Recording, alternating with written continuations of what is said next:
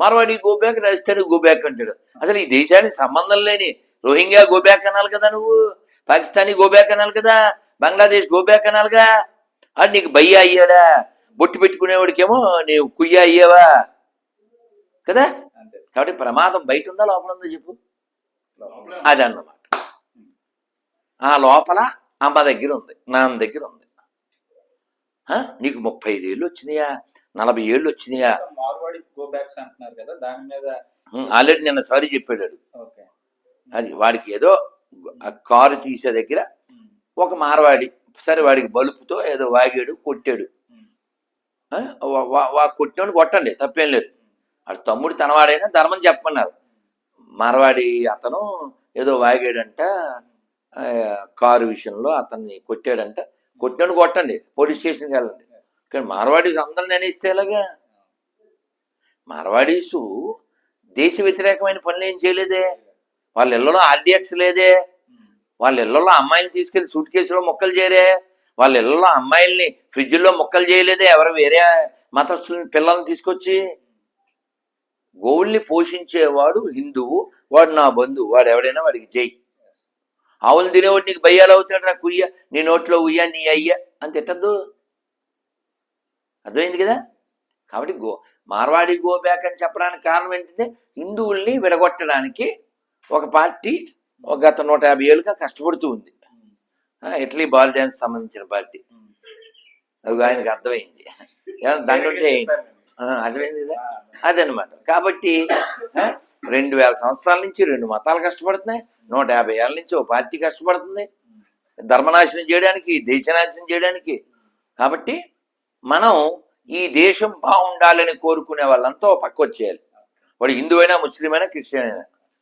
మొన్న ఆడెవడో municipal commissioner అంట, ఆడు చిలుకూరులో, ఆడు జెండా వందనం చేయడంట. ఆడెవడో కలెక్టర్ జెండా వందనం చేయడంట. అలాంటి నీచ్ కమీన్ కుత్తేగాలకు ఆ పొజిషన్ ఎలా వచ్చింది? మార్చండి రాజ్యాంగం, మార్చండి న్యాయ వ్యవస్థ.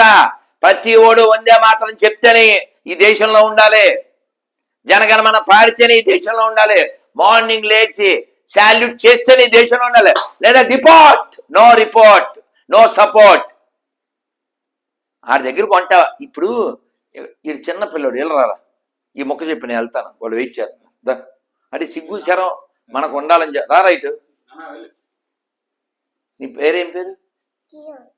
అది ఇవ్వండి. కప్పు కప్పు కప్పు ఇలాగి అత్తే కియాను. ఇదేంటిది? ప్రసాదం. నీ కింద పెట్టానా? ఇందులో ఉమ్ముతావా పూ అని? అటు తిరుగు. ఉమ్ముతావా? ఉమ్మచ్చా? తప్పు కదా. ఇప్పుడు ఇది చూడు, అంకుల్. ఏం పేరు అంకుల్? ప్రశాంత్. తెలియదు కదా. అంకుల్ ఇప్పుడు అని ఊస్తాడు. ఇందులో తింటావా? ఉమ్ము వచ్చే పోనీ నువ్వు ఊస్తావా? నువ్వు ఊసి నువ్వు తింటావా? అంటే వీడికి ఇంగితం ఉందా లేదా? వీడికి బుద్ధి ఉందా లేదా? చప్పట్లు కొట్టినాడికి 40 ఏళ్ళు వచ్చినాయి, నీకున్నాయా? 60 ఏళ్ళు వచ్చింది, నీకున్నాయా? ఆడు ఉమ్ము ఉత్సా పోతాడని తెలుసు కదా, ఇది కూడా కలుపుతాడని తెలుసుగా. ఆడి దగ్గర ఎందుకు తింటున్నావు? పోరంబోకి ఎదవ్వే. ఆడెవడో తెలుసుగా నీకు. లవ్ యూరా. మళ్ళీ చప్పట్లు కొట్ట. ఆడు శిశువు, వాళ్ళ దగ్గర తినోడు పశువు. అందుకే ఈ కసువు, నా కవిత్వం ఆసువు. చెప్పు. ఫైనల్ గా మా శ్రీకాకుళం ప్రాంతానికి వచ్చారు కాబట్టి, మా శ్రీకాకుళంలో పురాతనమైన ఆలయాలు అరసవిల్లి, శ్రీకూర్మ, శ్రీముఖలింగం అనే 3 దేవాలయాలు ఉన్నాయి. సో శ్రీ అరసవిల్లి, మీకు ఈ దేవాలయం గురించి తెలిసే ఉంటది. ప్రముఖ శ్రీకూర్మ దేవాలయం 2వ శతాబ్దానికి చెందిన స్వామి. ఏకైక శ్రీకూర్మ అవతారం మా శ్రీకూర్మ దేవాలయంలో ఉంది స్వామి. అటువంటి ఆలయాలు ఇప్పటికీ కూడా అభివృద్ధి పూర్తిగా ఉండట్లేదు స్వామి. సో మళ్ళీ మొన్న మధ్య తాబేలు చంపేశారు. తాబేలు కూడా ఈ మధ్యన ఇన్సిడెంట్ జరిగిందంటే, చంపేయడం అనేది అవి రూరల్ గా అంటే ఏ యూస్ వస్తుందో తెలియట్లేదు, కానీ చనిపోయేవి అనే మాట వినిపిస్తుంది. అవును. సో అటువంటి ఆలయాలు అభివృద్ధి చెందడానికి మీరు ఎటువంటి? ఏముంది, శ్రద్ధ ఉండాలి, శ్రద్ధ ఉండాలి, శ్రద్ధ ఉండాలి.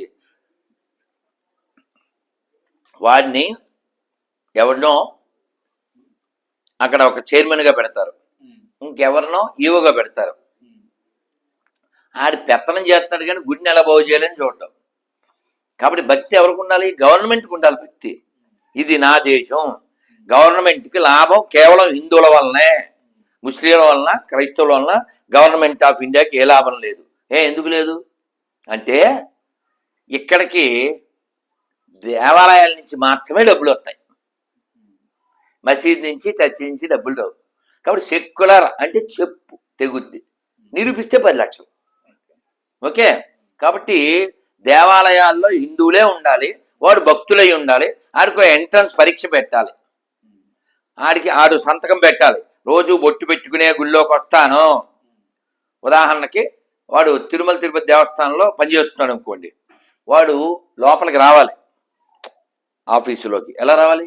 వాడు ఓం నమో వెంకటేశాయ అంటేనే డోరు తెరుచుకోవాలి, వాడు తిలకం పెడితేనే డోరు తెరుచుకోవాలి, వాడు ఫోన్ ఎత్తితే ఓం నమో వెంకటేశ అనాలి. ఇప్పుడు కూర్మనాథ గుళ్ళో పనిచేసాను, ఓం శ్రీ కూర్మనాథాయ అంటేనే. నువ్వేం పెట్టావు, ఆడి పేరు శ్యామ్, ఆడు ఒరిజినల్గా ఆడు శ్యామ్స్ అన్నాడు. అదేనా? అది నీతి లేని మతాలు కాబట్టి, నీతి లేని జాతులు కాబట్టి సర్టిఫికెట్లు ఎందుకు పెట్టినాడు జాయిన్ అయిపోతాడు. కాబట్టి దీని పరిష్కారం ఏంటి? అది అదేనా?